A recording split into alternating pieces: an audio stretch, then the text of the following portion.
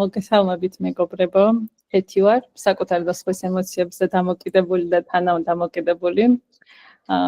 ჩვენი წესისამებრ ვიტყვი, რასაც ვგრძნობ, ეხლა ვგრძნობ ცოტა აღელვებას, შეფასების შიშს, გულწრფელობას, მეგობრობას ვგრძნობ, რაც მთავარია. აი ერთობას ვგრძნობ და მადლიერებას დღევანდელი დღისთვის. ხო, დავიწყებ ჩემ გამოცდილების შესახებ და პირველ რიგში ღმერთს ვთხოვ, რომ იყოს ჩემთან ერთად ამ დროს და წარმიძღვეს დღევანდელ დღეს, რომ თქვენთვის და ადამიანებისთვის ვიყოს სასარგებლო და ეს მხოლოდ მისი ძალით თუ იქნება, ასე რომ ვთხოვ, რომ დღეს იყოს ჩვენთან ერთად ამ შეხვედრაზე. ხო, დავიწყებ თვითონ პროგრამამ რა მომცა, ოღონდ ვეცდები, რომ ეხლანდელი ჩემი გადმოსახედიდან დავიწყო ჩემი ძველი ამბების გახსენება რა. ეხლა როცა ვიხსენებ, საერთოდ ეს ჩემი ეს ემოციურობა რაღაცა ვითომ ემოციური ბავშვი ვიყავი რა, ესე აღმიქვავდნენ და მეც ესე აღვიქვავდი ჩემ თავს და ეხლა ამ გადმოსახედიდან რომ უყურებ რაღაც ისტორია პირველი ჩემზე რაც ესეთი მახსოვს იყო რომ მე თვითონ არ მახსოვს, მაგრამ რაღაც 1 წლის ვიყავი, როცა რაღაცა საავადმყოფოში ვიყავი და რაღაც უიმედოდ ვიყავი რა, რაღაც ეგონათ რომ ვერ გადავრჩებოდი რაღაცა მჭირდა და ვირუსით რაღაც დამემართა და ნუ რაღაც ძალიან ის იყო რა და მოკლედ რაღაც რამდენიმე თვის მერე სრულად შემთხვევით გადავრჩი და ეს არ მახსოვს ეს ყველაფერი მე რა და მე როდესაც ცოტა რომ წამოვიზარდე და ეჩამა წამოყვანა სამსახურში მუშაობდა რაღაც საფთიაქო სამართველო იყო მაშინ და იქ რომ მივედით იყო ხალათიანი ხალხი რა და მე ხო საერთოდ არ მახსოვს ეგ ამბავი მაგრამ ნუ იქ ესე მოხდა რომ ეს ხალხი რომ დავინახე არაფერი არ მიქნია უბრალოდ ჩავიფსი რა პატარა ვიყავ ის გამოფრანჭული წამიყვანა დედამაც თეთრი კალგოტკებით რაღაცნაირად და მაშინ მიხვდა დედაჩემ როგორც მიყვება რომ ანუ მე ეტყობა მაშინაც იმდანაც მეშინოდა ეტყობა იმ საავადმყოფოში რომ ვიწექი რა ექიმების და იმდან ჩემზე ემოციური იყო ის შიში რაც მაშინ განვიცადე რომ აი გაუცნობიერებლად დაიწყო ეს ჩემი შიშები რა ანუ პირველი შიშთან ჩემი შეჯახება ეგ იყო რა თუმცა მე მიზეს მაშინ ვერ ვხვდი მაგრამ ფაქტია რომ ეგ იყო ძალიან პატარა ასაკიდან მახსოვს შფოთვები რა ანუ მაშინ ვერ აღვიქვავდი რა მჭირდა რა ეს რაღაცნაირად თითქოს ბუნებრივი მდგომარეობა იყო ჩემი მაგრამ ეხლა რომ ახსენდება ძალიან პატარა ასაკიდან მახსოვს რაღაცნაირი შეგრძნება რომელსაც ვერ ვარქმევდი სახელს რა არ ვიცი რაღაცა შიში იყო რაღაცა აუტანლობა რაღაცა ძალიან პატარად რო გრძნობდი სამყაროში თავს და თითქოს დაუცველად რო გრძნობ თავს და ეგეც იყო რომ რაღაცა ჩემი მშობლებიც რაღაც გაშორდნენ მე რო 5 წლის ვიყავი და ესეც შეიძლება დიდი დრამები არ მახსოვს, მაგრამ იმახსოვს მაგალითად როგორ მაღვიძებდა დედაჩემი და მაცმევდა და ტიროდა დედაჩემი და მივდიოდით ბებიაჩემთან პეტრიაშვილს და ესე ჩქარ-ჩქარ ამაცმევდა და იმახსოვს ის შიშის გრძნობა რომ აი რაღაც რომ ვერ ხვდები რა ხდება დედა ტირის იქ რაღაც მამა ყვირის იქ რაღაცა და აი შიში დამამახსოვრდა ძალიან რა და მერეც აი შფოთვები რაც მქონდა ვერ ვხსნიდი რა იყო და ზუსტად ეხლა ცოტა ხნის წინ რაუცნაურიც არ უნდა იყოს ერთ-ერთი მედიტაციის დროს შევიგრძენი ზუსტად იგივე გრძნობა რაც მაშინ მქონდა რა აი 5 წლის და 6 წლის 7 წლის შეიძლება ასაკში და პირველად დავარქვი სახელი და მივხვდი რომ ეს იყო არ მქონდა უსაფრთხოების შეგრძნება მთელი ჩემი ბავშვობის განმავლობაში ის შიში რაც იყო აი უსაფრთხოების და დაცულობის არ ქონა და პირველად ვიგრძენი პროგრამაში მართლა ეს შიშიც და აქვე ვიგრძენი რომ ეს შიში აღარ მაქვს და ეს მომცა პროგრამამ იმიტომ რომ მივხვდი რომ ეხლა აღარ ვარ მარტო ის სიმარტოვის შიში რაც მაშინ მქონდა აღარ მაქვს იმიტომ რომ პროგრამა მომცა ის რომ უგრძნობ რომ ღმერთი არის ჩემთან რა და ეს იყო ძალიან დიდი რაღაცნაირი დაბრუნება აი ფლეშბექი იყო რა ამ ბავშვობის და შედარება რომ ეხლა რა ხდება რა და ხო, პროგრამაში გარდა იმისა, რომ ძალიან ემოციური ვიყავ და ამას არ ვაქცევდი ყურადღებას, მეგონა უბრალოდ ემოციურად, ძირითადად მოვედი როგორც თანადამოკიდებული. ეგ იყო ჩემი ფსკერი იმ პერიოდში, როცა მოვხვდი პროგრამაში და ეს ფსკერიც იყო რაღაც ჩემი მეუღლეც იყო რაღაცა პერიოდული მოხმარება ქონდა ხოლმე რა, რაღაცა მე როცა გავყავი ცოლად მაშინ რაღაც გარკვეულწილად როგორც ეძახიან რაღაც ცოტა პრაპრაზნიკამ თუ რაღაც ეგეთი ის რო არის, ანუ არ იყო ესეთი რაღაცნაირი ძიმე მომხმარებელი, მაგრამ ნუ მოიხმარდა და მე რაღაცა დროის მერე ნუ ძალიან განცდებში ვიყავი, რომ მივხვდი ამ ყველაფერს მთელი რაღაცა. მაგრამ მე რაღაცა დროს მქონდა რაღაც 10 წლიანი საერთოდ ესეთი სისუფთავის პერიოდი. ნუ სისუფთავში ხა იგულისხმება, რომ ანუ ესეთი მძიმე ნარკოტიკს არ მოიხმარდა. ნუ ხა რაღაც მარიხუანას და რაღაცას კი, მაგრამ ესე აღარ მოიხმარდა მძიმე ნარკოტიკს და 10 წლის მერე ისევ დაბრუნდა, მოხდა იგივე რაღაცა ის რემისიის პერიოდი იყო რა და ეს აღმოჩნდა ჩემთვის რაღაცა მართლა დამანგრეველი, იმიტომ რომ მე მეგონა მთელი ამ დროის განმავლობაში, რომ ის რომ მე რაღაცა ვეჩხუბებოდი, ის რომ მე რაღაცა ჩემი დამსახურება მოგონა მოკლედ ის რომ ის 10 წელი იყო სუფთა. და მეგონა რომ ჩემი კონტროლით, რასაც მუდმივად, ანუ ჩვეულებრივად როგორც თანადამოკიდებულისთვის არის სახასიათო, ვიყავი მუდმივ კონტროლში და ამით შეპყრობილი ვიყავი. თან მქონდა რაღაცნაირი შერეული გრძნობები რა, რომ თან მრცხვენოდა იმისი, რომ ეს ადამიანი მოიხმარდა, თან არ ვაღიარებდი, რომ მომხმარებელია, იმიტომ რომ ვიცახდი, რომ ნუ ხა ესე ხანდა, აი ცოტა შენ თავთან რო ამართლებ, რო არ გინდა ბოლომდე თვალებში შეხედო და ის ხო ისეთი არ არის, როგორც ვიღაცა აი ძალიან წყალწაღებულ ტიპზე რო იცახდი და ამითი რაღაცნაირად თითქოს ცოტა თავს ვინუგეშებდი ხოლმე რა. მაგრამ მაინც ძალიან მცხვენოდა რაღაცა აი მით უმეტეს ისეთ წრეში, სადაც ეგ რაღაცა ცოტა არ მოსული პონტი იყო რა, რომ ვაიმე თუ რაღაც, რომ ოღონდ ეგოც, ეგ ჩემი ეგო იყო რა, რომ აი ქეთის ქმარი, რომ აი ქეთი იყო აქ მთავარი, ან მე ვზიან ჩემი სტატუსი იყო თუ რაღაც და ვიყავი ის რაღაცა აი არანორმალურ კონტროლში რა. იმდენად, რომ რეალურად მე იმ ადამიანის მოხმარებაზე მეტად ფაქტურად მე მაზიანებდა ჩემი ეგო და აი ეს ჩემი ფიქრები და აზრები, რაც ამას მოყვებოდა. და დროთაგან და რომ მოვედი პროგრამაში, ხო უკვე ეგ ფსკერი მქონდა, იმიტომ რომ მივხვდი, რომ იგივეში შებრუნება ჩემთვის იყო, ანუ რაღაცა მართლა მეგონა, რომ გავგიჟდებოდი, აი მართლა მეგონა, რომ ეს მთელი ჩემი ჭალებში დამსახურება, რომ მოვიპოვე ეს 10 წლიანი სისუფთავე და რაღაცა იყო წყალში ჩაყრილი და ნუ ძალიან, ანუ ისეთი აუტანლობა დამეწყო ჩემი ქმრის მიმართ, იმიტომ რომ აი მეგონა, რომ უბრალოდ ცუდი ადამიანია, რომ საზიზღარია და როგორ გამიმეტა, რომ ამდენი რაღაც გამოვიარეთ და იგივეში როგორ მიმეტებს, რომ იგივეში ჩამაბრუნოს, როცა ხედავდა, რომ მე რაც უდათ ვარ, ხო და როგორ მტყიოდა ეს ყველაფერი და ნუ აი მართლა გამოსავალს ვერ პოულობდა, ვერც იმას ვერ შვებოდი, რომ რაღაც გავშორებოდი და დამესვა წერტილი, იმიტომ რომ მიყვარდა რა. და ვერც ვეგუებოდი ამ ფაქტს რა და ჩემი კომუნიკაციის ფორმაც იყო ჩხუბი, შეურაცხყოფა, იმიტომ რომ მახრჩობდა ბრაზი, მართლა მახრჩობდა. და ჩემი ქმარის მხრიდანაც როგორც დამოკიდებულ ადამიანს არ შეეძლო ამაზე დიალოგი რა, საერთოდ ანუ ამ თემას არ აღიარებდა, საერთოდ არ პასუხობდა და მაშინ მოვედი პროგრამაში, ზუსტად იმიტომ რომ ვეღარ ვხედავდი გამოსავალს რა, რა უნდა მექნა, უბრალოდ არ ვიცოდი და აუ ძალიან კარგად მახსოვს პირველი დღე როცა მოვედი, მახსოვს ის თანადგომა, რაც ჯგუფზე ვიგრძენი რა, გავაზიარე ყველაფერი გულწრფელად. და მახსოვს ჯგუფის მერე რამდენიმე ჩვენი მეგობარი ბიჭი, როგორ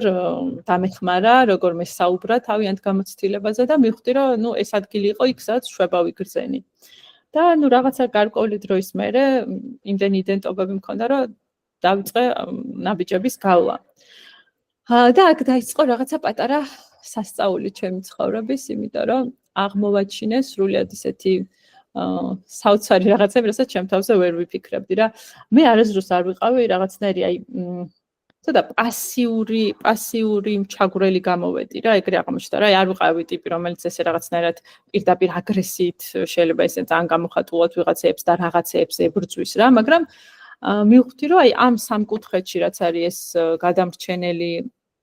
ხან ვიყავი გადამრჩენელი, ძირითადად გადამრჩენელი მეგონა რომ ვიყავი ჩაგვრელიც, ანუ იმიტომ რომ ჩემი ამ გაბუტყვებით, ჩემი ამ რაღაცა ტირილებით, ჩემი ამ რაღაცა თითქოს რაღაც ზურგის შექცევით და აი რაღაცა ულტიმატუმებით რეალურად ძალიან დიდ ზეგავლენას ვახდენდი რა იმ ადამიანზე და ეხლა რო ვფიქრდები, გარკვეულწილად ძალიან დიდი ტრიგერი ვიყავი მისთვის რა, ჩემი ამ საქციელით და კონტროლით რა, კიდე ანუ აი მუდმივ კონტროლში ფაქტიურად ვახრჩობდი ამ ადამიანს. და ნუ აუცილებლად ვიყავი მსხვერპლი, იმიტომ რომ სულ მეგონა რომ ვფიქრობდი, რომ ღმერთო, მე რატომ მჭირს ეს ყველაფერი რა, რატო ხდება ჩემ ცხოვრებაში, რითი დავიმსახურე, ხო, რავი, სიყვარულის მეტი არაფერი არ მიმიცი ამ ადამიანისთვის და აი რატო დავიმსახურე ეს ტკივილი რა და მე აღმოჩნდა, რომ ამ კონტროლის მიღმა მივხვდი, რომ იდგა შიში რა, ძალიან, ანუ მთელი ჩემი დაავადება დაშენებული არის უამრავ შიშებზე. მახსოვს მეოთხე ნაბიჯზე როცა ვიყავი და შიშებს წერდით, ანუ იმდენი ის შიშები რაც ვიცოდი ხო ერთი იყო, მაგრამ კიდე იმდენი შიში აღმოვაჩინა, რომელიც ანუ აი მართლა არც კი მეგონა, რომ ამდენ შიში შეიძლება ადამიანი განიცდიდეს რა. და ეს ყველაფერი იყო ძალიან გაუცნობიერებელი და ეს იდგა ზუსტად იმ ჩემ კონტროლის უკანაც ერთ-ერთი ეს შიში, მე შინოდა რომ მე თუ არ გავაკონტროლებდი, მე თუ არ ჩავერევდი თითქოს მის ცხოვრებაში,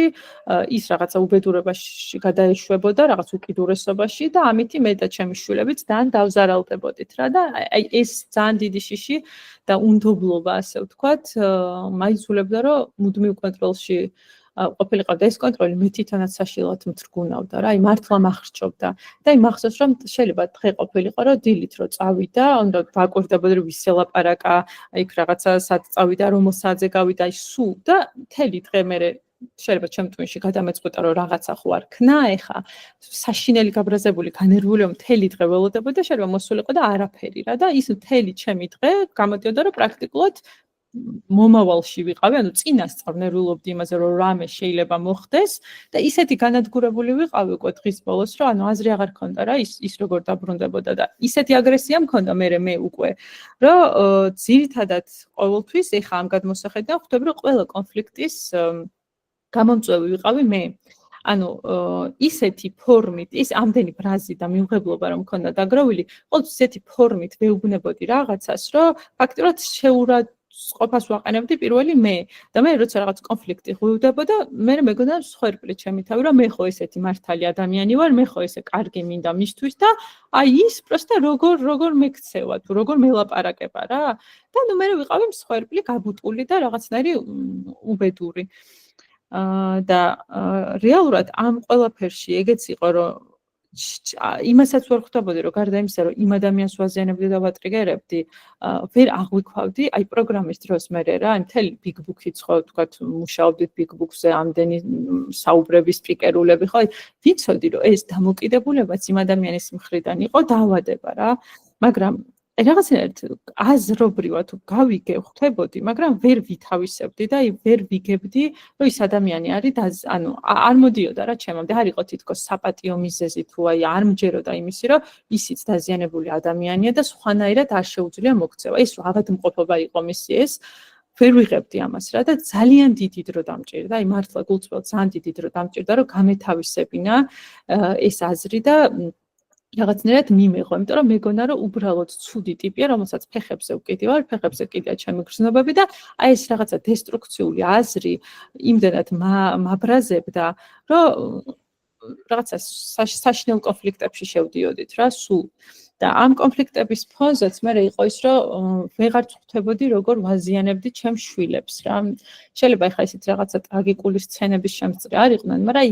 მუდმივად დაძაბული დედა, რომელიც მუდმივად სულ რაღაც აკონტროლებს, მუდმივად გაღიზიანებლად ელაპარაკება მამას, მე ისიც ღიზიანდება და აი თან რაღაც ეს თემა არ იყო რაღაცნაირად ღია, ასე ვთქვათ, რა ხა ბავშვობის შემთხვევაში რა, ესე ღიად არ ვლაპარაკობდით ამ ყველაფერზე და ამ ბავშვებისთვის მით უმეტეს რაღაცა გაუგებარი იყო, რატო არის ეს სულ რაღაცნაირი დაძაბულობა. და მახსოვს რამდენჯერმე, რომ აი რაღაცა სისულელეზეც გვიჩხუბია და ბავშვი იჯდა და მე არ მიმიქცევია ყურადღება რა, რომ აი გაითვალისწინო რომ მოდი ახლა არ ვიჩხუბეთ, აი რაღაც სისულელეზე გვიჩხუბია ესე რომ აი ბავშვს დაუწყეთვირილი რომ გაჩერდით რა. მაგრამ აი ამას მე კი ვნანობდი ხოლმე, მაგრამ ვერ ვშვებოდი, რომ ეს ჩემი ემოციები იმდენად რაღაცნაირად ურჩხულად გადაიქცეოდა ხოლმე იმ ბრაზის მომენტში, რომ აი საერთოდ ყველანაირ საღაზრს კარგავდი რა, აი ყველაფრის შემჩნევის ძალას მართმევდა და ზუსტად ეგ მე სინდისის კენჯინა პროგრამაში რა ვიხსენებდი რომ ყველაზე მეტად აი რა დანაშაულის გრძნობა რაც მქონდა იყო ზუსტად ეს შვილებზე რომ მე დედამ რომელიც თვლიდი რომ ყველაზე მეტად ჩემი შვილები მიყვარდა ყველაზე მეტად მე დავაზიანე რა იმიტომ რომ აი ჩემი ემოციურობის და ჩემი ბრძოლის გამო რომელიც აი ვებრძოდი პრაქტიკულად რა სულ ვებრძოდი გიგას რომ ანუ ესეთი რატო ხარ და ისე რატო არ არის როგორც მე მინდა ხო აი ამ ბრძოლის გამო ძალიან დავაზიანე რა ჩემი შვილები ძალიან დავაზიანე და ძალიან ნანობ ეხაც ამას თუმცა პროგრამა მეგეც მაჩვენა რომ ხო, ანუ ისე ვიქცევდი მაშინ როგორც შემეძლო რა, მაშინ ჩემი იმდროინდელი ემოციური მდგომარეობა და ჩემი რესურსი სხვა არ მქონდა რა. იმიტომ რომ მართლა რეალურად მეც ფსკერს განვიცდიდი და ფიზიკურად არ მქონდა რესურსი, რომ ეს ჩემი ემოციები მემართა ან სხვაზე მეფიქრა. და ნუ როგორც მოხდა, ალბათ ესეც ღმერთის ნება იყო. და ზუსტად აი ეგ ბრძოლა, მე დავინახე ეს კონტროლი და ბრძოლა რაც მქონდა აი ჩემი მეუღლის მიმართ იყო რეალურად მიშის შეცვლის მცდელობა. სულ ვცდილობდი, რომ ისეთი ყოფილიყო, როგორც მე მინდოდა, ისე ეცხოვრა, როგორც მე მინდოდა, ის აღქმები ქონოდა, როგორც მე მინდოდა. და ეს იყო დაუმთავრებელი რაღაცნაირი ჭიდილი რა და პროგრამამ ეგ დამანახა, რომ მე ვერავის ვერ შევცვლი, ვერავის და ვერაფერს ვერ შევცვლი, გარდა საკუთარი თავისა. და რაღაცნაირად მივიღე პირველი რაც დამეხმარა ამ ყველაფერში პირველი იყო იმის მიმღებლობა, რომ ეს ავადმყოფობა არის, რაც მას ჭირს, ისევე როგორც რაც მე მჭირს, იგივენაირი ავადმყოფობა და ჩვენ შორის არანაირი განსხვავება არ არის. მაგრამ ყოველთვის როცა მასე რაღაც დამრიგებლური ტონით ველაპარაკებოდი, სულ იყო, რომ თითქოს მე მასზე უკეთესი ვარ. აი ეს ჩვენი ურთიერთობის ფორმატში, აი სულ იყო, რომ მე ვგრძნობდი, რომ თითქოს მე კაი ტიპი ვარ, მე უფრო მეტი ვიცი, მესმის და იმას არა და მე უნდა ჭკუა დავარიგო და ისიც ვალდებულია რომ დამიჯეროს და მომისმინოს. და აი ეგ შეიცვალა რა, რომ მე როგორც კი როცა მივხვდი და პროგრამა მიმახვედრა, რომ მე დაავადებული ადამიანი ვარ და არანაირი განსხვავება არ არის ჩემს და მის დაავადებას შორის და არ აქვს მნიშვნელობა რაზე ვარ დამოკიდებული, ნივთიერებაზე იქნება ეს თუ ემოციაზე, ერთ და იგივე სიმპტომები გვაქვს და როგორც მე ვერ ვაკონტროლებ ჩემ ემოციებს და როგორც მე არ შემიძლია სხვანაირად მოქცევა, ისევე არის ის ადამიანიც რა. და პირველი თანაგრძნობა გამიჩნდა მაშინ, როცა ჩემ თავში დავინახე ჩემი დეფექტები. ჩემ თავში დავინახე ეს უკონტროლო რაღაცნაირი ლტოლვა ამ ემოციური მოხმარების. და მანდ გამიჩნდა მე იდენტობა ნელ-ნელა, ძალიან ნელ-ნელა გამიჩნდა იდენტობა იმ ადამიანთან, რომ ისიც ესე ვერ უშვებს ხელს და მასაც არ შეუძლია ამის გარეშე. და მანდ დაიწყო ეს მესამე ნაბიჯი, ყველაზე მეტად რაც ჩემთვის რეალურად იყო ხული, იმიტომ რომ პირველ რიგში ამ ადამიანის თემაზე მჭირდებოდა და მესამე ნაბიჯის გაკეთება და რაც ყველაზე ძალიან გამიჭირდა იყო, ხო რომ ის მიმენტორა რა ეს ყველაფერი რა. და ჩემი სპონსორი მეუბნებოდა ხოლმე, რომ დაანებე თავი რა, ეს იყო მთელი ჩვენი ნაბიჯების განმავლობაში, რომ დაანებე ქეთი თავი და ვერ ვანებებდი რა, იმიტომ რომ სადღაც ხვდები, რომ ორივე ეს რაღაცნაირი ორივე დაზიანებულმა ადამიანმა ერთმანეთი ვიპოვეთ, ძალიან მოწყვლადები ვიყავით ერთმანეთის მიმართ, ძალიან დამოკიდებულები ვიყავით და სადღაც აი ამ ორივე მოვიხმარდით ამ ემოციას რა, ამ ჩხუბით, ამ ჩვენი ურთიერთობით და სადღაც ორივეს სიამოვნებდა ეს რა, ესე რომ ვთქვა და ეს თავის დანებებაც ერთი იყო, რომ საშინელი შიში იყო, რომ მე თუ თავს დავანებებ იმას რა ეშველება და მეორე ალბათ იყო ხო ცნობიერი, რომ მე ანუ ამ ემოციებში მაშინ აღარ მქონდა რაღაცა რესურსი რა, სხვა ანუ რაღაცაში ეს ემოციები უნდა დამეხარჯა. და ძალიან გამიჭირდა ამ ყველაფრისთვის ხელის გაშვება, მაგრამ აი ნელ-ნელა პროგრამის დახმარებით, სპონსორის დახმარებით და რაც მთავარია ღმერთის დახმარებით მივიღე ის აზრი, რომ ის დაავადებული ადამიანია, მასაც ყავს თავისი ღმერთი, ისევე როგორც მე, და მასაც აქვს უფლება იცხოვროს ისე, როგორც მას უნდა. და უპირობო სიყვარულიც ზუსტად ხო შეიძლება ბოლომდე მიიჭირს დღემდე მაგ უპირობო სიყვარულის გამოვლენა თუ მიღება, მაგრამ ხო რა რეალურად ისეთია როგორიც არის და ან გინდა ან არ გინდა ეგეთი რა, ან მიიღე როგორიც არის, ან გაუშვი ხელი ამ ყველაფერს რა, იმიტომ რომ ეს შუაში გაჭედილობა იყო ჩემთვის რაც ყველაზე მეტად მტანჯავდა და ძალიან ხშირად მქონდა ურთიერთგამომრიცხავი ფიქრები, რომ აი გავშორდე თუ არა ბედნიერები ვიქნებით, ყველაფერი კარგად იქნება და ამ ორ უკიდურესობას შორის ვიტანჯებოდი, მართლა ვიტანჯებოდი და ბოლოს მივანდე ღმერთს რა, აი მესამე ნაბიჯი მართლა იყო, არ ვიცი, ძალიან დიდი შვება ჩემთვის, რომ უბრალოდ მივანდე და უბრალოდ მივხვდი, რომ რაღაც საზღვრები არ მქონდა რა დაწესებული, თითქოს ერთი ვართ და ეს ყველაფერი რაც ჩემია, მისი უნდა იყოს და რაც მისია ჩემი უნდა იყოს და აი თქვათ ცუდ ხასიათზე იქნებოდა მეც ავტომატურად იმ დღეს ან რაღაცას თუ მეტყოდა ისე როგორც თქვათ მე არ მესიამონა მთელი ის დღე ვიყავი ცუდ ხასიათზე ან შეიძლებოდა რაღაცა იმ მოხმარებაზე რამე თემა რო გამეფიქრა ან გამეგო ან უბრალოდ განადგურებული ვიყავი იმ დღეს აღარ ვარსებობდი რა და აი ეგ საზღვარი არ მქონდა რა რომ მე ვარ ის არის და კი შეიძლება რაღაცაზე გული დაგწა ის ზღვარი სად გადიოდა რა ამ ჩვენ შორის აი ეგეც ძალიან გამიჭირდა სხვათა შორის რომ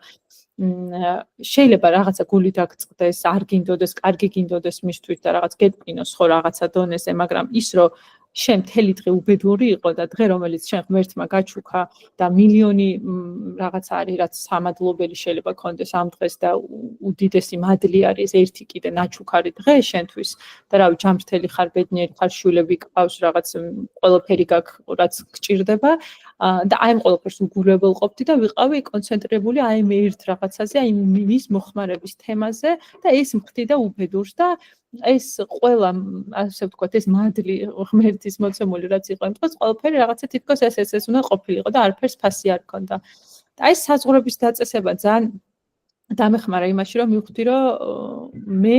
ცალკე ადამიანი ვარ მე ჩემი ემოციები მაქვს მე თუ არ დავიცავ ამ ჩემს საზღურებს არავინ არ დაიცავს და პირველ რიგში მე უნდა ვიზრუნო ჩემ მენტალურ, სულიერ და ფსიქიკურ ჯანმრთელობაზე ზუსტად იმისთვის, რომ ისევ ჩემი შვილებისთვის, ისევ ჩემი მეუღლისთვის, ისევ სხვა ადამიანებისთვის ვიყო სასარგებლო, იმიტომ რომ ესეთი გაღიზიანებული და რაღაცნაირი დათგუნული და გაბრაზებული ადამიანი, გარდა იმისა, რომ შენ თავს აზიანებს, სხვა ადამიანებისთვისაც ხარ ძალიან დამაზიანებელი რა და მინიმუმ სასარგებლო ვერ ხარ, თუ არა დამაზიანებელი. და ძალიან რთული იყო კიდე ჩემთვის იმის გაგებაც გაშვება რა გაშვება მეგონა რომ აუცილებლად ზურგი უნდა შეაქციო საერთოდ ფეხები აი დაკიდება მეგონა რა იმიტომ რომ ვერ ხვდებოდი ცოტა რა არის ეს გაშვება და რაღაცნაირად ვერ ხვდებოდი რომ ადამიანი რომელიც გიყვარს როგორ შეიძლება დაიკიდო და როგორ შეიძლება არ გაინტერესებდეს ის სუდოთ არის კარგად არის თუ უჭირს რამე თუ არ უჭირს და აი ზუსტად ეგ არის რა მაგის თქმაც მინდოდა ახალმოსულებისთვის რომ რაღაცები რაც ნელ-ნელა მოდის რა აი პროგრამას ნელ-ნელა მოაქვს რაღაცების გააზრება შეიძლება რაღაცა რაც პირველ ნაბიჯზე ინფორმაცია მივიღე რაღაცნაირად შეიძლება რაღაცა მესამე და მეოთხე ნაბიჯზე ის პირველი ნაბიჯის ხელსაწყოები უფრო გამეთავისებინა ისევე როგორც რავის მესამე ნაბიჯიდან რომ დავიწყე გადაბარება დღემდე მაგის მცდელობაში ვარ და დღემდე მაგის დაპრაქტიკებაში ვარ იმიტომ რომ ამ ყველაფერი ესეც ყოველდღიური ასე ვთქვათ სამუშაო არის რომ მეტმინდობაში იყო და ეს რაღაცნაირად ერთჯერადი არ არის. ამიტომ ის ნელ-ნელა წამოვიდა ამ ყველაფრის გაგება და გათავისება, რომ თუნდაც გაშვება რას გულისხმობს, რომ ეს არ არის რომ ზურგი შეაქციო პირიქით, რომ ამეთი შეიძლება უფრო დაეხმარო ადამიანს. იგივე საზღვრების დაწესება არ ნიშნავს, რომ რაღაცნაირად ყედელი ამოაშენო ჩვენ შორის. აი ეს რაღაცები მე ნელ-ნელა წამოვიდა და ძალიან დიდი სიმშვიდე მომიტანა და არ ვიცი, მართლა არ ვიცი და არც მინდა და დღემდე ვცდილობ რომ არ შევიქმნა მოლოდინები, ხვალ არ ვიცი რა იქნება, უბრალოდ ღევანდელი დღით ვარ ძალიან მადლიერი, იმიტომ რომ ჩემ ნაბიჯებთან ერთად ეს ჩემი როგორც თანადამოკიდებულის მდგომარეობა გაუმჯობესდა და ეს პრობლემა დამთავრდა. არ ვიცი როგორ შეძლო იმ ადამიანმა, მაგრამ ვატყობდი რომ ცდილობდა, ძალიან ცდილობდა და მე როგორც კი შევეშვი და როგორც კი გავუშვი ეს ადამიანი და აღარ აი სულში ხელს აღარ უფათურებდი, აღარ ვაკონტროლებდი, აღარ ჭკუას აღარ ვასწავლიდი. აი არ ვიცი რაღაცნაირად თავისით ყველაფერი დაალაგა რა და აქაც ალბათ ხო მე აღმოჩნდა რომ მისთვის კი არ ვიყავი გადამრჩენელი, ვიყავი ძალიან დიდი ტრიგერი რა, ძალიან დიდი ტრიგერი აღმოჩნდა რომ ვიყავი და ესეც იყო ჩემი ეგო რომ რაღაცა ყველაფერი გონია შენ გაშემოტრიალებს რომ შენ ხარ გადამრჩენელიც შენ თუ ესი არიზა ვიღაცა დაიღუპება ანუ ყველაფერი ჩემზე ჩამოკიდებული მეგონა რა და რეალურად ხო ესე არისო და რავი მაგ ნაწილში ღმერთს მადლობა რომ დღეს მეტნაკლებად სიმშვიდეა და აი ეს ჩემმა არ ვიცი თანადამოკიდებულ ადამიანებს თუ არიან ასეთები ერთი ეგ შემიძლია ურჩიო რომ ძალიან რთულია გაშვება ძალიან რთულია საზღვრების დაწესება ძალიან იმიტომ რომ ამ კონტროლის უკანაც დგას უდიდესი შიში ძალიან დიდი შიში დგას მაგრამ ამ შიშსაც როცა მინდობა გავაკეთე და აღიარება იმის რომ მე ამ შიშით ვერაფერი ვერ შევცვალე და მაინც არაფერი არ იცვლება, ზუსტად მას მივხვდი რომ მეტი გზა აღარ მქონდა. ერთადერთი გზა იყო რომ მინდობილიყავი რა. როგორც კი უძლურება ვაღიარე, ავტომატურად ეს უძლურების აღიარება ავტომატურად ნიშნავდა მინდობას. და ზუსტად ეს დამეხმარა რომ დღეს ეს პრობლემა მჯერა რომ ძალიან დიდი დამსახურებაა პროგრამის რომ იმ ადამიანსაც მე დავეხმარე იმითი რომ გამოვჯამრთელდი რა. არ გამოვჯამრთელდი ბოლომდე, მაგრამ ყოველ შემთხვევაში ამ გზაზე ჩემმა დადგომამ მისთვისაც სასარგებლო გამხადა და ეს პრობლემა მეტნაკლებად დაალაგდა. ხო, რაც შეეხება დანარჩენს, ხო, ჩემთვის კიდე ძალიან საინტერესო იყო მთელი პროგრამის განმავლობაში, ანუ ლოცვებს როცა ვკითხულობდი ხოლმე, იყო ძალიან ისეთი ფრაზა ძლიერება უბრძოლველი, რომელიც ლოცვაში სულ ვკითხულობდი ხოლმე, ღვთისმშობლის ლოცვაში, მაგრამ საერთოდ არ მიმიქცევია ყურადღებას, რაღაც ლექსივით რო კითხულობ რა, რაღაც აი მამაო ჩვენოსავით რაღაც და პროგრამაში ყოფნისას აღმოვაჩინე როგორი საოცარი ძალა აქვს ამ ძლიერება უბრძოლველს. და ეს მაგალითი მინდა მოვიყვანო, როდის მივხვდი მაგას და ეგ ფრაზა საერთოდ როდის აღმოვაჩინე. მოკეთ ეს ჩემი ეგოც, რომელიც რაღაცნაირად არ იყო, კიდე ერთხელ ვიტყვი, რაღაცნაირად ესეთი გამოხატული, აგრესიული ტიპი არ ვიყავი. რაღაცნაირად თითქოს ყოველას თვალში ვიყავი, რაღაცნაირად ესეთი გაწონასწორებული, რაღაცნაირი თითქოს არავის რო არ ერჩი რა, მაგრამ ჩემ შიგნით ეს რაღაცა ურჩხული სულ ბობოქრობდა რა, სულ მქონდა ეს რაღაცა ეგო და მე ჩემ თავსაც ძალიან ვაზიანებდი ხოლმე. შეიძლება გარეთ არ გამომეხატა, მაგრამ ჩემში ხდებოდა მე აი მეგოს რაღაცა საოცარი აბობოქრება. და ხა ერთ ძალიან საინტერესო მაგალითი მქონდა. მოკეთ ჩემ შვილს სკოლაში წართვეს ტელეფონი რა, რაღაც გაკვეთილზე არ შეიძლებოდა ტელეფონის ქონა და ამან ჩუმად შეიტანა და მოკლედ გამოართვეს მასწავლებლებმა წართვეს და დამირეკეს რომ მოკლედ ერთი კვირით და ტელეფონია წავართვი, აღარ ექნება. და მაშინ ვკითხე რომ მე თქო დამიბრუნეთ თქო რომ სკოლის გარეთ როცა იქნება რომ მე გავაკონტროლო თქო რა, თორე სკოლაში კი ბატონო გემორჩილებით და რა თქმა უნდა არ გამოვატან და გეთანხმებით რომ ღირსი იყო თქო. მითხრეს რომ არაო რა, ის საღამოობითაც ვერ გამოვატანთო საერთოდ. ამაზე გამჩნდა საშინელი პროტესტი, იმიტომ რომ ხო ხა სკოლის გარეთ ჩემი პასუხისმგებლობაა ხო თქვა ჩემი შვილი და რეალურად არანაირი უფლება არ ქონდათ რაღაც ჩემი ქონების კონფისკაციის ასე ვთქვათ, იმიტომ რომ მე მშობელი ვარ, არასრულწლოვანია ბავშვი და რეალურად ჩემი ნივთი იყო ეს. ანუ ამაზე ძალიან გავწობდი და ამ დამრიგებელს რო ველაპარაკე, აი ძალიან გავბრაზდი და უთხრა მეთქი რას ნიშნავს თქო რა, წავიკითხეთ ან რაღაცა კანონში მოვიძიე და აღმოჩნდა რომ არ აქვს კანონით უფლება რომ ჩამოართვან ბავშვს ტელეფონი ისე რომ აღარ დაუბრუნოს სასწავლო პროცესის შემდეგ. აი ამაზე მქონდა საშინელი მიუღებლობა და მქონდა რომ უსამართლობის განცდა რომ რას ნიშნავს ახლა ვიღაცა მაჩმორებს თუ ვიღაცამ ჩაგრავს და არ არის ესე არ მოსულა და როგორ შეიძლება რომ ესე იყოს და მოკლედ შევხვდი დირექტორს რაღაცა ივენთი ქონდათ თუ რაღაც და თან ახლობელია ეს დირექტორის და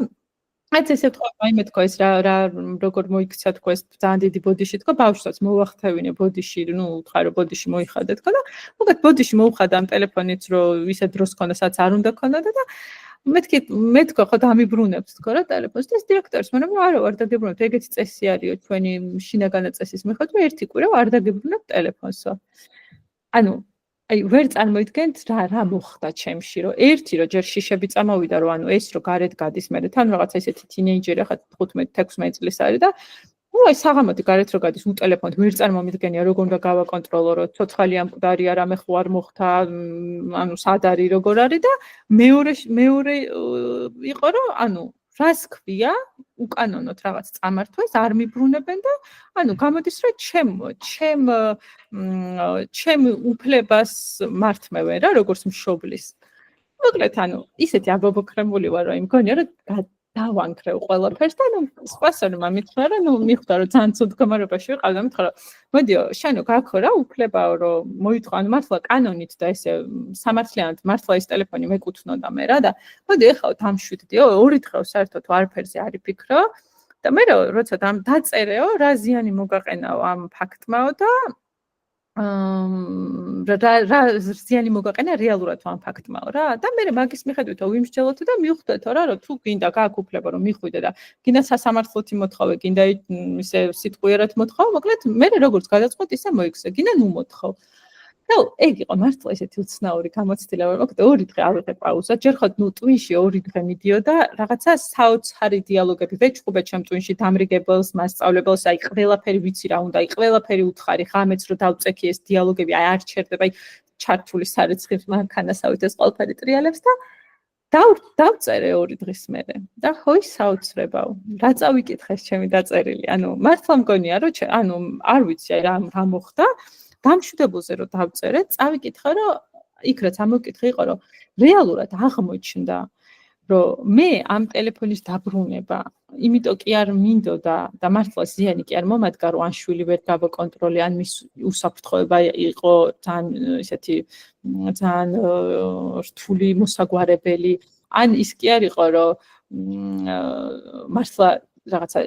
უსამართლობა მადარდებდა. საბოლოო ჯამში აღმოჩნდა რომ ჩემი ეგო იყო აქ რა, რომ რას ქვია მე როგორ გამიბედეს და ჩემ შვილს რო ტელეფონი წაართვეს და მე როგორ არ დამიბრუნეს ტელეფონი. და ანუ იმდენად შემრცხვა ჩემი თავის, რომ ესე იგი ჩემმა ეგომ ისე შენიღბა ეს სიტუაცია და ისე დაალაგა, რომ მე გამომიყვანა სამართლიანობის მოყვარე, რაღაცა თეთრი დროშა რო გიჭირავს ხელს და თითქოს მე უნდა აღვადგინო სამართლიანობა და თან ვიძახდი რომ ანუ სხვა ბავშვებსაც მეთქი მე პრობლემა რო შეექმნათ. ანუ გამოვიდა რომ ითქმა ისეთი მაგარი ტიპი ვარ, რომ ჩემი შვილის მამაზე ხო ვღელავ, სხვა ბავშვებზეც ხო ვღელავ და საერთოდ სამართალზე ხო ვღელავ და აღმოჩნდა რომ არ ვღელავ არც ჩემი შვილის კონტროლზე ეგრე ძალიან, იმიტომ რომ ფაქტი იყო რომ ყველა ვაკონტროლებდი მაინც სად მიდიოდა, სად მოდიოდა, ვიცოდი და რავი, ეგრე გავიზარდეთ ჩვენც მთელი ბავშვობა და ერთი კვირა არ დაინგრა ფაქტია ქვეყანა რა, ჩვეულებრივად ფუნქციონირებდით. და არც ეგეთი სამართალი არ ყოფილა ჩემთვის მნიშვნელოვანი. აღმოჩნდა რომ იყო ეგო, ეს ჩემი ეგო, რომელმაც ვერ გადაიტანა რომ რას ქვია, როგორ გამიბედეს და მე რომ მართალი ვარ, რას ქვია რომ ვერ ვამტკიცებ თუ აი ვერ გავიტანე ჩემი სიმართლე.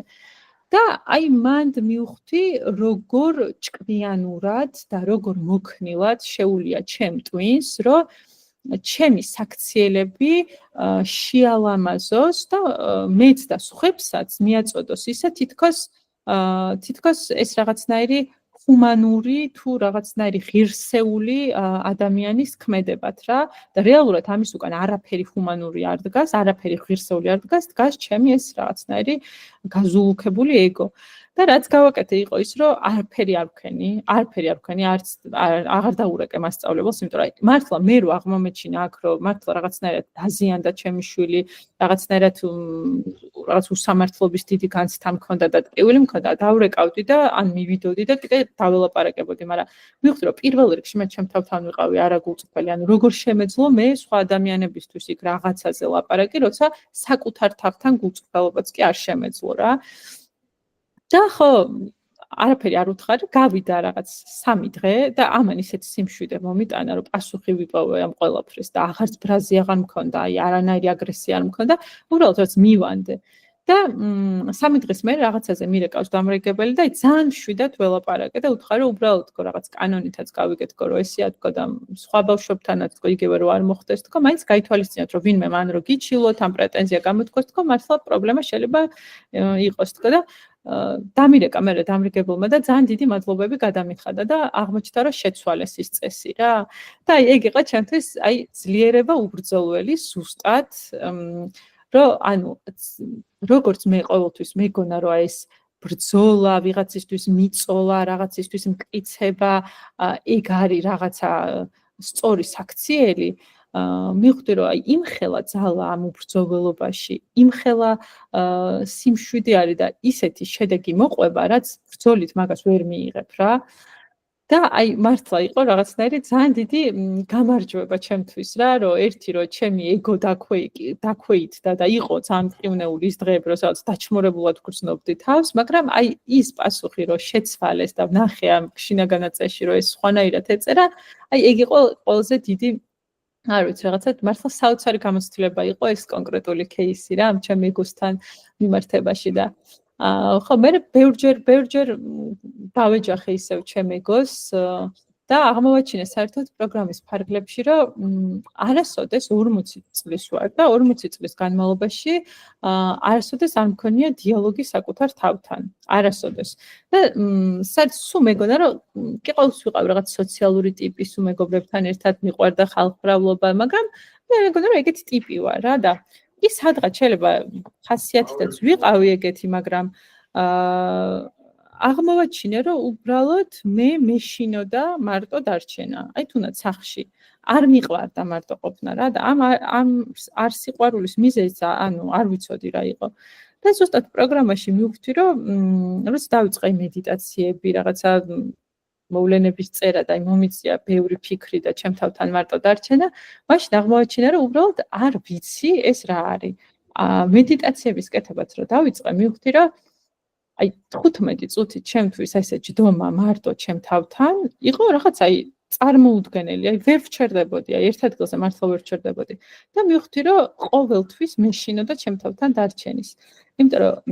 როცა ვრჩებოდი ჩემ თავთან, ყოველთვის მომდიოდა ძალიან ბევრი ისეთი ნეგატიური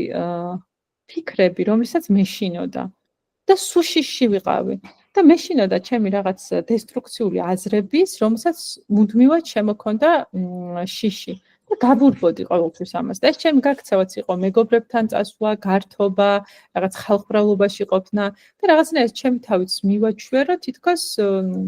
თითქოს ეს არის ჩემი ცხოვრების წესი. და თუნდაც ალკოჰოლიც რა, ანუ ახლა შეიძლება ალკოჰოლზე დამოკიდებული არასოდეს არ ვიყავი, მაგრამ აი თითქოს ის რაღაც სითამამე თუ აი არასაკმარისობის შეგრძნება რაც მქონდა, ის თითქოს სითამამით და იმ საკმარისობის შეგრძნებას მაძლევდა ეს გართობა და ალკოჰოლი. და როცა დავიწყე ჩემ თავთან დიალოგი, ძალიან ბევრი კითხვა დავუსვი, რომელზეც არ მქონდა პასუხი. ანუ უამრავი კითხვა აღმოვაჩინეს ეს, რომელზეც არასდროს არ მიფიქრია. საერთოდ მივხვდი, რომ რა მაინტერესებს ცხოვრებაში, რა მინდა, რა გადაწყვეტილება რატო მივიღე, სად ვარ გულწრფელი თუ არა, მაგის გარჩევაც კი მიჭირდა რა. აი იმდენი ნიღაბი მქონია მორგებული და იმდენად არაგულწრფელი ვიყავი საკუთარ თავთან, რომ საერთოდ დავიბენი ვინ ვიყავი და რა ვიყავი. და მე მივხვდი რომ როგორ შეიძლება ადამიანებთან მე მქონოდა დაალაგებული ურთიერთობა, როდესაც არ ვიცნობ ჩემ თავს და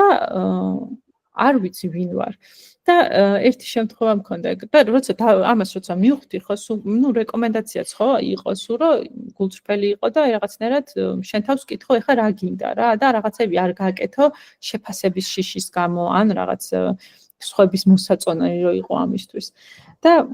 მახსოვს ერთხელ რაღაცა დაბადების დღეზე დამპატიჟეს რა და ვინც დამპატიჟა რაღაც ისეთი ტიპი იყო რა, ის შენ თვალში რო ცოტა ისეთი ავტორიტეტული ტიპია, რაღაც ისეთი წრეში ტრიალებს რაღაცა და ვიცოდი რომ დაბადების დღეზე რაღაც ისეთი საზოგადოება შეიკრიბებოდა რა, ჩემთვის საინტერესო და ყოველთვის ვცდილობდი ხოლმე რომ ესეთ საზოგადოებაში აუცილებლად ესე რაღაცა ვოკალი ღვინით თუ რაღაცა იქ რაღაცა უნდა მევლო და იქ რაღაცას გამოელაპარაკები მე იმასთან და მოკლედ ძალიან მომწონდა ამ როლში ყოფნა და ერთხელაც მივხვდი ამ გოგომ რომ დამპატიჟა უკვე პროგრამაში ვიყავი და ცხოვრებაში პირველად მახსოვს რა ჩემ თავს დავუსვი კითხვა რომ კეთი ეხა გინდა წასვლა და მივხვდი რომ არ მინდა და მივხვდი რომ აი ესე დავდიოდი ყოველთვის იმიტომ რომ უნდა წავსულიყავი რა აი რაღაცა მქონდა იმიტომ რომ იქ რაღაცა შეფასებები იყო იქ რაღაცა იმ წრეში რაღაც მოხვედრის ის იყო და სულ ესე ვიყავი და მივხვდი რომ ეხა მე რო იქ წავიდე ვიქნები ძალიან არაგულწრფელი ჩემთან, იმიტომ რომ გულწრფელად ეხა მინდა რომ ხალათში გახვეული ტელევიზორთან ვიყო, რაღაცა ჩაი დავლიო, ფილმს უყურო, ან რა ვიცი, რაღაცა წავიკითხო და არ მინდა დაბადების დღეზე და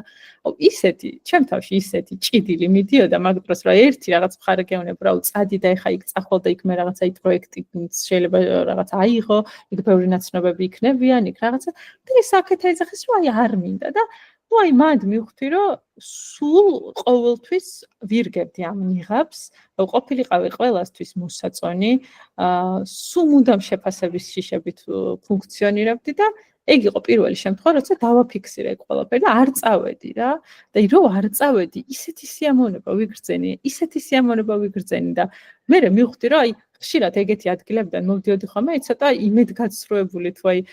როგორია რომ სადღაც ძალიან კაი ადგილას მიდიხარ და მოლოდინი რო გაქვს რომ ძალიან მაგარი იქნება და მე რაღაცნაირად რომ მოდიხარ იმედგაცრუებული, მივხვდი რომ ეგ იმედგაცრუებაც რეალურად იყო ხოლმე ჩემ თავზე ძალადობის შედეგი რა, რომ აი რო ძალადობ, რომ არა აი რაღაცა უნდა გააკეთო, მაგრამ ისე რომ არც ეკითხები შენ თავს რა ეს რამდენად გინდა თუ არ გინდა. და აი მაქედან დაიწყო ეს ჩემ თავთან რაღაცა გულწრფელობა და ყველაზე დიდი, ასე ვთქვათ, ჩემთვის აი დასამახსოვრებელი პროგრამაში, როცა დაიწყო ეს ჩემი გულწრფელობის ესეთი, ასე ვთქვათ, გამომზეურება, იყო მე-9 ნაბიჯი, რომელსაც პირველი ნაბიჯიდან ნერვიულობდი, რომ მე-9 ნაბიჯზე რომ მივალ, რა მეშველება და აი მე-9 ნაბიჯი იყო სასწაულებით სავსე, მართლა სასწაულებით სავსე იყო ჩემთვის, იმიტომ რომ ისეთ ადამიანებთან ბოდიშის მოხდა, რომელზეც მე თვითონ ვიყავი ნაწყენი, მართლა მეგონა წარმოუდგენელი და ცოტა მეგონა რომ აი იმან რო ეს გააკეთა, იმიტომ რომ იყო ერთი ადამიანი, ვისაც მართლა თვლით დღემდე რომ რაღაცა არ მოიქცა სამართლიანად ჩემს მიმართ და ისიც დაზიანებული ადამიანი და იმანაც რაღაც გარკვეული შეცდომები დაუშვა მის დაუნებურად. მაგრამ ნუ აი მართლა იმდენად გაბრაზებული და ნაწყენი ვიყავი, რომ აი ვერ ხვდებოდი რა, როგორ უნდა გამეკეთებინე, მაგრამ სულ გულში სადღაც მიღიტინებდა, რომ ის ფორმა, რომლითაც მე ამ ადამიანს რაღაც ვუთხარი, ის რაღაცა თითქოს სადღაც რაღაცა დავთმე და პასუხისმგებლობა ვერ ავიღე ჩემ თავზე, რომ რაღაც მეთქვა, როგორც საჭირო იყო და მე ამან შემაწუხა და საბოლოო ჯამში იმ ადამიანს გადავაბრალე, იმიტომ რომ მე ვერ გაუმკლავდი ჩემ პასუხისმგებლობებს და მასზე გადაბრალება დავიწყე და ამ ადამიანის მიმართ საშინელი აგრესია გამიჩნდა. და ბოლოს მოკლედ რაღაცაზე დავუშვი კითხვა ამ ადამიანს და ეგეც როგორი ინფანტილური არის რა, ეხა ამ გადმოსახედა რა ადამიანს უსვავ კითხვას და რეალურად კითხვას რო უსვავ ხო, რომ ანუ ან არას გეტყვის, ან კის და იგულისხმება, რომ ორივე პასუხი მისაღებია, რადგან შენ ამ არჩევანს მას უტოვებ. მაგრამ დავუშვი კითხვა, რომელზეც რომ მივიღე უარყოფითი პასუხი, აი თითქოს ამას ველოდებოდი და აი იქ მოხდა აი მთელი აი რამდენიმე თვიანი აი რაღაცა დაგროვილი ბრაზების და წყენების აი ისეთი გადმონთხევა რომ ეს ჩემი ურჩხული ისევ გაცოცხლდა და ნუ რაღაცა საშინელებები საშინლად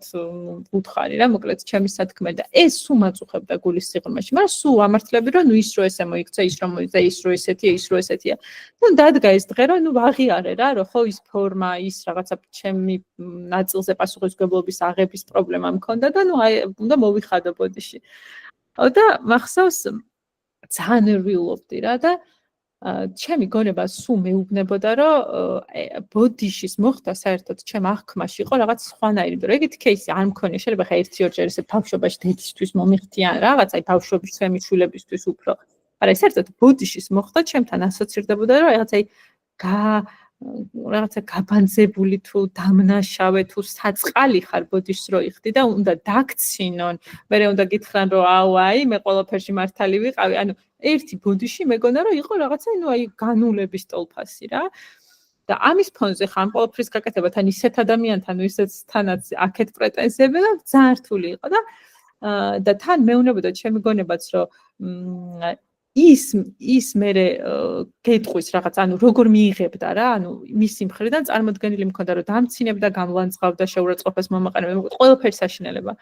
და მართლა იყო საოცრება, როცა შევხვდი ამ ადამიანს და ნუ ვუთხარი, რომ ჩემ ნაწილზე და იმ ჩემ გადაჭარბებულ ემოციებზე და იმ შეურაცხყოფაზე რაც მივაყენე, ვიღებ პასუხისმგებლობას თქო და მახსოვს, რომ აი ეს ადამიანი ესე გაოცებული მიყურებდა და ძალიან დიდი მადლობაო მითხრა. და მეც ბოდიშს გიხდიო და მართლა იმ ადამიანისგან ბოდიშს მოხდა ისე წარმოუდგენელი იყო, რომ აი ყველაფერს ვიფიქრებდი ამის გარდა და აი მანდ მივხვდი, რომ იგივე ძლიერება უბრძოლველი რა, რომ აი ამ ადამიანს რომ ვებრძვი და უმტკიცებ, რომ მე უფრო მაგარი ვარ შენ და შენ შეგესალ მე შემეშალ, აი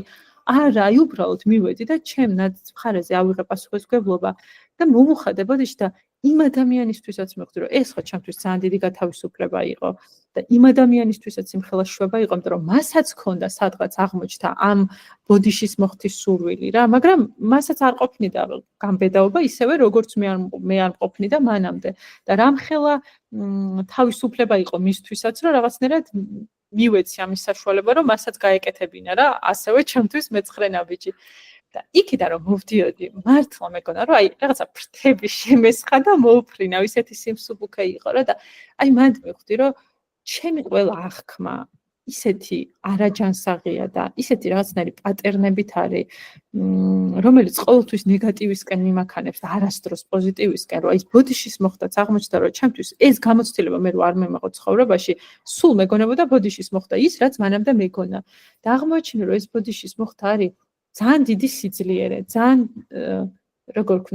თქვა, დიდური საქციელი, როცა შეგიძლია შენ თუნდაც მცირე ნაწილზე არ აქვს მნიშვნელობა იმ რა გაკეთე პასუხისმგებლობის აღება, რამხელა გათავისუფლება მოაქვს ჩემთვის, იმ ადამიანებისთვის და პირიქით, რატო არის ცუდი, იმ ადამიანსაც ეხმარები, შენ თავსაც ეხმარები და ვინ თქვა, რომ ბოდიში ცუდია და ეგეც არ მეგონა, რომ ამხელა სიყვარული წამოვიდოდა ადამიანებისგან და ამ ბოდიშზე მე როგორც მეგონა რა რეაქციებიც ექნებოდა, სრულიად რადიკალურად განსხვავებული დამხვდა. იყო ძალიან დიდი მადლიერება იმ ადამიანების მხრიდანაც და არ ვიცი, მართლა საოცარი გამოცდილება იყო და მეორე ჩემ მეგობარს, რომელთანაც გავაკეთე მეცხრე ნაბიჯი, მახსოვს, რომ ესე მრგვალბაღში ვიდექით და უთხარი ეს ყველაფერი და დაიწყო ტირილი და ჩამეხუტა რა და მართლა ყველანაირ რეაქციას ველოდი ამის გარდა რა. მივხვდი რომ იმ ადამიანსაც იმდენი ტკივილი და იმდენი ნერვიულობა ჰქონდა გულში და ეს ყველაფერი რაღაც მარტო ჩემთვის კი არ იყო მძიმე ის რაღაცა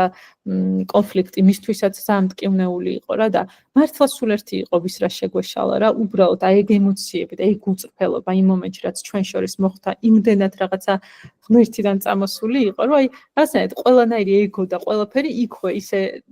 დასუსტდა რომ რაღაცა ეს ჩვენი ჩახუტება და ეს მისი ცრემლები ჩემთვის დღემდე არის უძვირფასესი საჩუქარი რაც ღმერთმა ამ ნაბიჯზე მაჩუქა და მართლა ამაზე დიდი შვება მე არ ცხოვრებაში არ მიგრძვნია და ძალიან საინტერესო იყო კიდე ეს დეფექტი მაგ პარალელს გავავლებ ჩემ დეფექტთან სულ მომავალში ყოფნა რა ყოველთვის ვიყავი მომავალში ან წარსულში ან მომავალში დღევანდელი დღით არასდროს არ ვცხოვრობდი წარსულში ყოფნა არის მუდმივად რაღაცა სინდისის ქენჯნა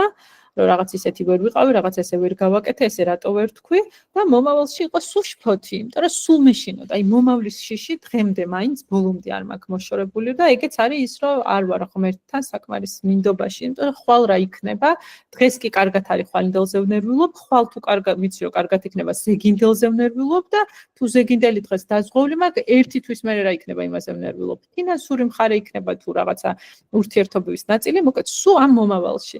და მე ეგეც რეალურად რა არის ხო ჩემთვის არის ემოციების მოხმარება რაღაცნაირად რომ შემომეცალა ეს თითქოს რაღაცა იქ კონტროლი სადღაც ჩავხსენი მე რაღაც შემომეცალა დავიწყე ეს ამ მომავალში ყოფნა და მეცხრე ნაბიჯზეც ეს ჩემი დეფექტი ძალიან გამიაქტიურდა რა თქმა უნდა და წინასწარ ნერვიულობ ხა ამ ყველა ადამიანზე სცენარებს წარმოვიდგენ და ერთ-ერთი ძალიან რთული იყო ჩემთვის ჩემი ყოფილი მამინაცვალის რა ან დედჩემის მეორე ქმარი იყო რომელმაც ძალიან დიდი ამაგი ჰქონდა ჩვენზე და მე რო დაშორდნენ რაღაცა დედჩემ მთხოვა რომ შენ აღარ დაეკონტაქტო მე გამოვიჩინე ინიციატივა და მთხოვა იმიტომ რომ მე რო შეიძლება ისევ მუბრუნდესო და კონფლიქტი ისევ გაღვივდასო და გეხვეწებიო გაანებე თავი ეგ ვერ მიხვდებაო რომ შენ ცალკე ურთიერთობი და მოკლედ მეც რაღაცა თავი ავარიდე ეხა კიდე მეთქი ამას თავი არ მაქვს და აღარ შევხმიანები ვარ გავიდა ბევრი წელი და სულ მქონდა სინდისის ქენჯნა რომ ეს ადამიანი არც მოვიკითხე ადამიანი რომელმაც რა ვიცი ჩემი სწავლა იყო თუ ჩემი და ჩემი ძმის რავი ზრუნვა ყველანაირი მამობა გაგვიწია რა წლები და ძალიან მიყვარდით მე რაღაცნაირად არც კი მოვიკითხე ეს ადამიანი და თან რაღაცა ბოლოს ცოტა ფსიქოლოგიური პრობლემებიც ჰქონდა არ იყო თქვათ კარგად ემოციურ ამბავში მაგრამ მოკლედ ავირიდე რა თავიდან ეს პასუხისმგებლობა და ძალიან მაწუხებდა. და ეხლა მეცხრე ნაბიჯზე ვიცი რა ძალიან მინდა ამ ადამიანს გავუკეთო მეცხრე ნაბიჯი და მაგრამ არ ყავს არავინ საერთო, არ ვიცი სად არის, როგორ მივაკულიო და ვეუბნები სპონსორს რომ მეთქი ეხლა თქო მე ამ ადამიანს თქო რომ შევხვდე თქო. ის რომ აღმოჩნდეს რომ მართლა რაღაცა ფსიქიურად არ არის კარგად თქო. მე დედაჩემს მიუვარდეს თქო ან რაღაცა კონფლიქტი. მე დედაჩემი ამეტყვის რომ რა გინდოდა მე იქ უნდა ჩაერიოს ჩემი მოკლედ თელი დრამა დავდგი რა ძალიან სერიოზული დრამა მოვაწყე თავისი რაღაც ძალიან მაგარი ჩაშლებით და რეკომენდაცია მქონდა რომ შენი გასაკეთებელი გააკეთე და მიანდე რა მე რა იქნება და როგორ იქნება და რა თქმა უნდა გავაკეთე ესე მოვიძიე Facebook-ზე მისი შვილი რომელსაც არ ვიცნობდი მაგრამ სახელი და გვარი თვითცოდი და მოკლედ ეხა ველოდები რომ ამ გოგოს რომ მივწერნო ეს მეტყვის რომ ეხა გაგახსენდა და მაშინ რომ გარჩენდათ ხო კარგი იყო და ამდენი წელი მე რომ აღარ გჭირდებოდათ ხო ის აღარც მოიკითხე და დაჭმებული ეს გოგო რებსაც მეტყვის და ძალიან მზად ვარ რომ ესე თავი ჩავხარო და მივიღო ეს ყველაფერი და წერ ამ გოგოს არც ვიცნობდით ერთმანეთს და მოთხარი თქვენ თქო თუ ამ ადამიანის შვილი ხარ თქო არ ვიცი რამდენად სწორად გწერ თქო იქნებ თქო ტელეფონის ნომერი მომცეთ მინდა რომ მოვიკითხო თქო პირველი შოკი იყო რომ ეს გოგო ძალიან თბილად ჩემი წარმოდგენებისგან სრულიად განსხვავებულად რაღაც ძალიან მიხვდა ალბათ ვინც ვიყავი და შეიძლება იცოდა კიდეც სახელი და გვარი ვინც ვიყავი და ძალიან თბილად მელაპარაკე და მითხრა მამა 2 წელია გარდაიცვალაო რა და აი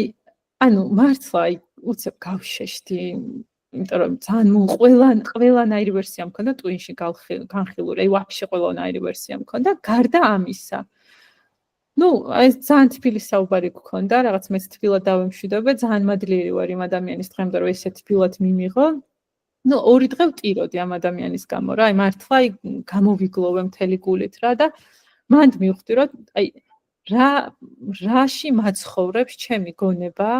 რა სცენარებს გავს როცა რეალურად ადამიანი რომელიც შეიძლება საერთოდ ცოცხალი არ არის